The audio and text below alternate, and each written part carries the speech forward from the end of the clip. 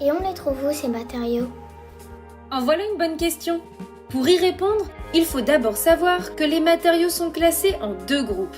Les matériaux dits naturels et ceux dits artificiels. Découvrons tout d'abord les matériaux naturels. Tout est dit dans leur nom. Ils proviennent directement de nos ressources naturelles. Les matériaux organiques d'une part, ceux qui sont vivants, d'origine animale, comme la laine, ou végétale, comme le bois. Puis, les matériaux non vivants, regroupant les minéraux, comme le quartz, et les métaux, comme le cuivre. Ces matériaux naturels sont prélevés dans la nature pour ensuite être travaillés, façonnés. Prenons l'exemple de la laine. Elle est recueillie lors de la tonte des moutons. Elle est organique et d'origine animale. Pour pouvoir l'utiliser, elle doit être soigneusement lavée avant d'être blanchie. Elle sera ensuite démêlée ou cardée afin d'obtenir la fibre qui sera filée en pelote. Tu pourras alors tricoter ce bonnet et cette écharpe bien chaud. Et qu'en est-il du quartz? Ce minéral est très utilisé en bijouterie par exemple, notamment pour fabriquer des pendentifs et des bracelets.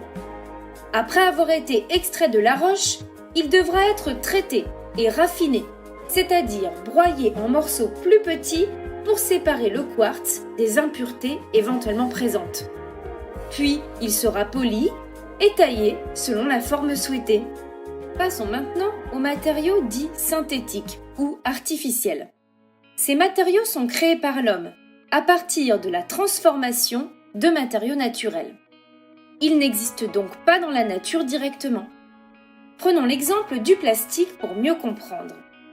C'est un matériau synthétique, étant donné qu'il a été fabriqué par l'homme à partir de la transformation d'une ressource naturelle, le pétrole.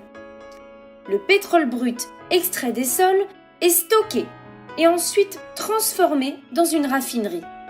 Il est d'abord chauffé à 370 degrés avant d'être envoyé dans une grosse tour d'acier appelée tour de distillation. Une partie de ce pétrole devient alors du naphta qui sera ensuite transformé en plastique dans une usine pétrochimique.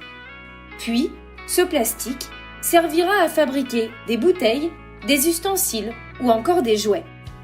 Pour résumer, un matériau peut être utilisé tel qu'il se trouve dans la nature ou être fabriqué à partir de la transformation d'une ressource naturelle.